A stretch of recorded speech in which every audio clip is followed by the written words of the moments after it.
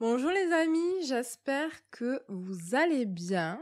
Moi, j'ai la patate, tout simplement parce que ça fait 1 mois et demi maintenant que j'ai repris ma santé en main.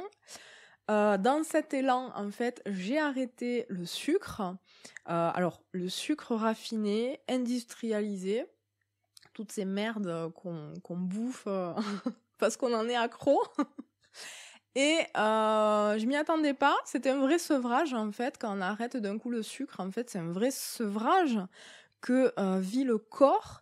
Et au moment où j'ai tourné la vidéo le mois dernier, j'étais en plein ce sevrage-là. Donc c'était des maux de tête à répétition, une grosse fatigue, de la confusion mentale, enfin j'étais au bout de ma vie. Mais heureusement, une dizaine de jours après, en fait, tout ça, ça s'est tassé. Et il y a une nouvelle énergie qui est montée, on va dire, en moi. Mon corps s'est régénéré et je me sens mais merveilleusement mieux, en fait. Donc je pense que je vous ferai une vidéo de ce processus de ce comment dire, de ce processus, en fait, où je me priorise et où je prends soin de moi. Mais évidemment, je le ferai dans quelques mois parce que là, c'est encore tout frais, tout neuf. Donc déjà, je vais voir si j'ai la persévérance d'aller jusqu'au bout. Ça, c'est une autre histoire, mais pour l'instant, j'ai la niaque. Et du coup, et puis aussi pour que tout ça se tasse un peu et voir comment ça se décante. Donc voilà. Alors pour ceux qui ne me connaissent pas, je m'appelle Marie Ribeil et je suis médium écrivain. Donc j'accompagne des personnes qui marchent un chemin d'éveil et de conscience de soi et qui ont en fait cette curiosité d'aller explorer, alors en toute résilience bien sûr, leur intériorité pour reconnecter à leur cœur et remettre aussi et surtout du sens et de la cohérence dans leur vie.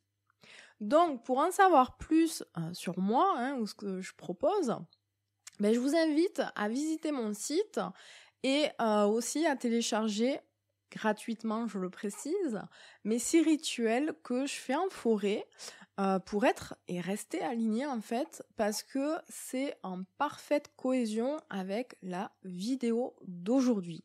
Donc, vous avez le lien sous cette vidéo en barre de description. Donc, je vous invite à y aller, ne serait-ce d'ailleurs que pour aller admirer mon joli site que j'adore et que j'ai refait il y a quelques semaines. Parce que ça aussi, ça fait partie de cet élan de régénération que je vis depuis le début d'année, tout simplement. Donc, en tout cas, j'espère que vous ressortez grandi et transformé de ce mois de mars, parce qu'il fut quand même, disons-le, bien costaud. Pour ma part, il est venu en fait remettre au grand jour une peur très profonde, très profonde, que j'ai déjà travaillé, que j'ai déjà travaillé même plusieurs fois, mais que la vie s'amuse, on va dire, à réactiver parfois. C'est normal, parce que quand on vit en fait des transformations, on atteint en fait de nouveaux états de conscience et du coup, c'est un élan en fait qui nous porte plus loin dans la guérison des blessures, des peurs, des croyances qui sont vraiment chevillées à nos racines parce que elles sont là depuis très longtemps en fait. Donc c'est très déstabilisant à chaque fois, mais à chaque fois aussi, ça vient encore plus déloger toute cette merdasse, on va dire, et on se sent encore plus libre que la fois d'avant, tout simplement. Donc ce sont ces fameux combats intérieurs, d'ailleurs, dont je vous parlais le mois dernier, et passé, on va dire, le moment de panique et de confusion quand cette peur a ressurgi, en fait, et que j'ai pu mettre de la conscience sur ce que je vivais, j'ai pu, à ce moment-là, libérer pas mal de choses. Donc ça a été quand même, je vais pas vous mentir, émotionnellement très très fort parce que c'est venu toucher mes racines, je le disais, et puis c'est venu aussi toucher le domaine karmique et transgénérationnel, ce à quoi je m'attendais pas d'ailleurs, mais tant mieux, hein, tant mieux.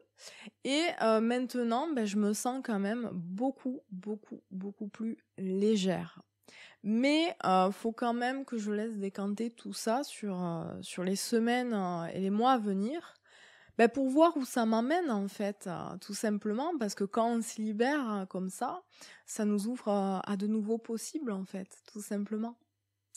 Donc je pense, vu les messages que j'ai reçus de votre part sur les réseaux ou par mail, que ça a remué pour pas mal d'entre vous aussi. Donc j'espère que les messages que je vais vous transmettre aujourd'hui vous aideront à marcher votre chemin sereinement en ce mois d'avril. Alors, bien évidemment, prenez de cette vidéo ce qui vous parle. Je suis pas détentrice de la vérité, seulement de la mienne. Et c'est juste un partage issu en fait des informations que je reçois et des ressentis qui me traversent, mais aussi de ce que je peux vivre au jour le jour dans mes expériences, tout simplement. Alors, je prends mes notes par contre, parce que tout ça, je l'ai reçu en canalisation, en méditation. Et le premier point que je voulais aborder, et qui est d'ailleurs certainement le plus important en ce mois d'avril, c'est de pouvoir s'extraire de l'agitation extérieure. Alors, vous le savez, ça remue énormément en ce moment. Et c'est une bonne chose à mes yeux. Alors, on ne peut pas continuer en fait à s'accrocher à un système qui fait passer l'humain et le vivant en dernier. C'est pas possible. On le voit bien si on ouvre un peu ces petites œillères. Je pense que depuis 3 ans maintenant, il y a assez eu d'incohérences, de mensonges, de répression aussi révélées pour réaliser quand même l'aberration sociétale dans laquelle on vit. Alors, cette société, elle était viable et globalement saine fut un temps, mais tout est impermanent, tout est changement, et aujourd'hui, en fait, le système est totalement précaire et plus du tout aligné, en fait, à nos états de conscience. Donc ça peut évidemment en contenter et en réjouir certains, notamment ceux qui le dirigent, ce système. Mais c'est bien évidemment pas le cas de la majorité. Et attention, parce que là je parle à double sens. Parce que quand je parle de système, alors je parle de la société au niveau collectif, certes, mais aussi de notre système intérieur. Les deux sont reliés parce que lorsque nous-mêmes, en fait, on est en pleine crise d'évolution et de transformation, donc c'est-à-dire au niveau individuel, ça se reflète concrètement à l'extérieur de nous, comme c'est en train de se passer actuellement, tout simplement. Donc, c'est douloureux. Je dirais même que c'est une agonie, mais derrière, il y a aussi une renaissance qui nous attend. Ça mettra très longtemps au niveau collectif, ça c'est sûr, mais ça se passe de façon cyclique, comme un accouchement en fait. Quand il y a des contractions et des pauses, là c'est pareil en fait. Depuis quelques années et depuis 3 ans, on vit en fait une grosse contraction qui fait bien mal, mais qui est nécessaire pour nous accompagner vers autre chose. Donc tout change et ça aussi, je parle du chaos actuel, ça aussi, ça viendra à se calmer. Alors, par contre, s'extraire de l'agitation, c'est pas non plus être dans le déni et faire comme si elle n'existait pas, on est d'accord. C'est pas non plus renier sa colère. On a le droit d'être en colère, on a le droit de l'exprimer. C'est tout à fait légitime en fait quand on a été spolié. Mais on peut avoir conscience des choses sans se laisser bouffer par elles. Donc pour moi, s'extraire de l'agitation, c'est ne pas lutter contre, mais plutôt construire sans. Ça, c'est une phrase que j'avais lue, je sais plus où, et ça m'a vraiment fait sens. C'est ne pas lutter contre, mais plutôt construire sans. C'est-à-dire ne pas se perdre continuellement dans la haine, dans la négativité, dans la victimisation ou même la déresponsabilisation en fait. Mais essayer de prendre cette énergie-là et de la diriger sur la vie alignée que vous voulez construire et bâtir. En n'attendant pas évidemment que ça vienne de l'extérieur, mais en commençant maintenant par en poser les fondations. Et évidemment, ça demande de réévaluer notre situation avec une réelle honnêteté, c'est-à-dire en se détachant en fait de tous ces filtres intérieurs, ces illusions, ces peurs, etc., qui nous empêchent d'accéder en fait à nos vraies valeurs, à nos vrais désirs profonds, à nos vrais besoins, etc. Par exemple, ça peut nous amener à nous questionner, et moi c'est ce qui se passe depuis 2 ans, à se questionner sur notre mode de consommation et du coup, peut-être à consommer moins, mais mieux. C'est aussi vouloir revenir s'ancrer à l'essentiel, et ça aussi c'est ce que je vis depuis 2-3 ans, c'est-à-dire la simplicité, la nature, avoir une conversation passionnée et nourrissante avec quelqu'un, etc.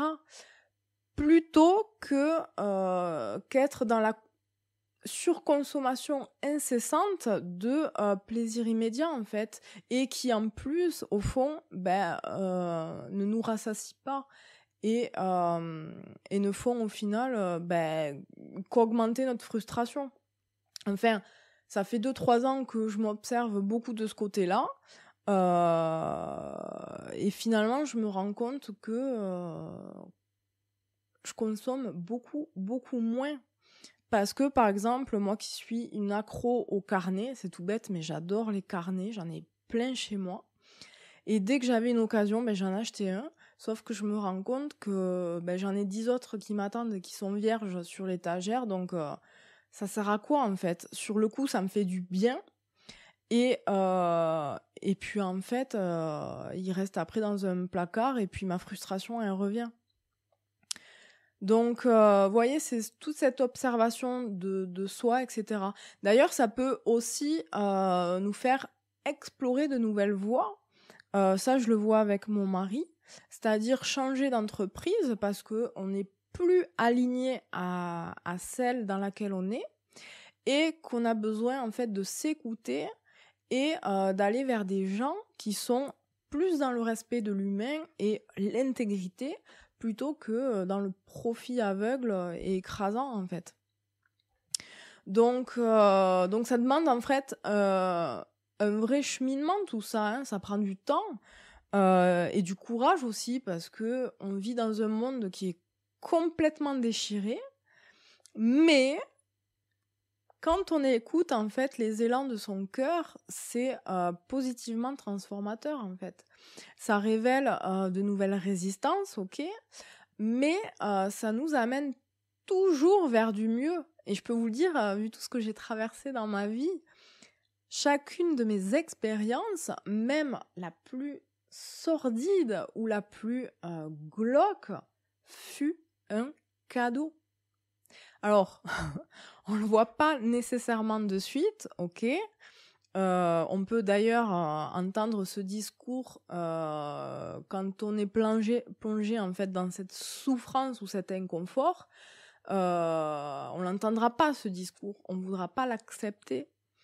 Mais avec le recul et le processus de résilience qui va avec, on le voit ce cadeau. Et ça nous reconnecte à de nouveaux possibles et à l'espoir et l'énergie de les réaliser. Donc pour moi, c'est ça en fait, s'extraire de l'agitation. C'est simplement revenir en son centre pour ne pas s'égarer et retrouver une voie alignée, tout simplement. Cela m'amène à un second message. C'est qu'on aide tous à notre façon. On aide tous à notre façon.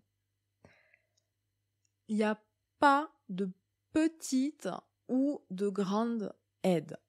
Il n'y a que des aides précieuses et bienvenues à la hauteur de ce que chacun, en fait, on est capable d'offrir à l'instant T. On fait tous du mieux qu'on peut et selon là où on en est maintenant.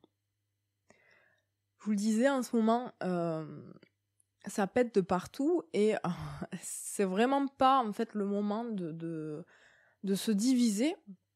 Au contraire, servez-vous de cette contraction sociétale qu'on vit actuellement pour prendre conscience que on a chacun notre rôle à jouer et qu'il n'y a pas qu'une seule façon en fait d'accompagner ce bouleversement collectif. On est tous différents et on a autant besoin des gens, par exemple, qui manifestent et qui sont dans une vraie énergie d'action, que de gens qui prient pour la protection de la France, des manifestants, par exemple, etc. C'est cette union, en fait, de toutes nos forces singulières qui fait bouger les choses. Faut comprendre, en fait, que c'est un vrai passage d'évolution qu'on vit en ce moment, parce que l'humain lui-même, il est en constante évolution. Donc si on se sent perdu, c'est une période parfaite pour prendre un temps d'introspection et se demander, mais moi, Marie, qu'est-ce que je veux? Où je veux aller? Vers quoi je veux me diriger? Mes projets, mes envies, mes objectifs d'hier, et ça rejoint d'ailleurs ce que je disais un peu plus tôt, sont-ils alignés avec la personne que je suis aujourd'hui ou que je veux devenir? C'est important parce que c'est à travers cette réflexion qu'on est à même en fait de mieux revenir se centrer à qui on est vraiment et donc en fait de construire un renouveau plus aligné pour soi et pour les autres. Parce que quand vous êtes bien dans vos pompes, ça vous fait du bien à vous, ça impacte positivement les gens qui vous entourent, votre foyer, votre famille et plus largement les autres, le monde. Donc, on aide tous à notre façon, mais il y a quand même un tronc commun à tout ça, c'est cet éveil à soi, tout simplement. J'espère que tout ça, ça vous parle pour l'instant. Ça m'amène en fait à mon dernier point, qui est aussi mon préféré. Sachez profiter de l'instant présent. Sachez profiter de l'instant présent. Quelle que soit votre situation. quel que soit votre état de santé, quelle que soit votre colère, votre situation professionnelle, amoureuse, relationnelle, quel que soit votre épuisement, etc., etc. Prenez le temps de vous arrêter juste un instant dans la journée et de prendre conscience de cet état de présence dans l'ici et maintenant. Je vais vous donner un exemple que j'ai vécu au début du premier confinement, donc c'était en 2020, mars 2020, donc c'était il y a pile 3 ans. J'étais sur mon balcon et au lieu en fait de profiter du beau soleil qu'il y avait, de la vue en face avec ma belle montagne, etc., ben en fait j'étais perdue dans mes pensées. J'étais inquiète parce que ma fille était malade, elle avait chopé le fameux machin qu'il fallait pas choper. J'étais inquiète en fait de toute cette confusion, de tout cet immobilisme ambiant, du fait qu'on connaissait pas encore bien les symptômes, etc. Enfin, j'étais vraiment pas bien, quoi. Et j'étais enfermée, en fait, dans cette bulle de négativité, sans me rendre compte de mon environnement. Et d'un coup, il y a un petit oiseau qui est passé devant moi très vite, mais je l'ai vu. Et d'un coup, ça m'a sorti, en fait, de mon marasme intérieur, si je puis dire.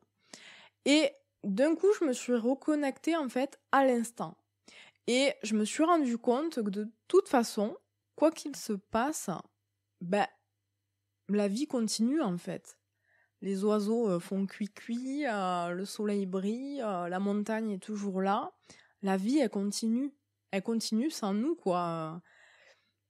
On ne peut pas tout contrôler parfois, mais à part nous faire du mal, ça sert à rien de le ressasser en long, en large, en travers. Donc plutôt qu'être dans la résistance, ben, je suis revenue me nourrir dans l'instant présent, au soleil, que j'ai pu sentir en conscience. J'ai pris un vrai bain de soleil et ça m'a fait un bien fou. J'ai pu me connecter en fait au silence apaisant qu'il y avait ce jour-là, au ciel bleu, aux oiseaux qui s'en donnaient à cœur joie parce que il y avait plus d'humains dans la rue, il y avait plus de voitures, etc., etc. Donc, quand votre cerveau en fait il est en totale saturation, revenez à la pleine conscience de l'instant présent. D'où mon conseil pour vous de télécharger le petit livret, le petit e-book avec mes 6 rituels pour rester aligné, parce que dedans on parle de pleine conscience et c'est vraiment des exercices, on va dire, que je fais quasi chaque jour et qui m'aident à venir justement me recentrer. Donc téléchargez-le parce que je suis sûre que ça pourra vous aider. Si je devais vous donner un dernier conseil pour vous aider à travers tout ce que je viens de vous dire, c'est en fait de voir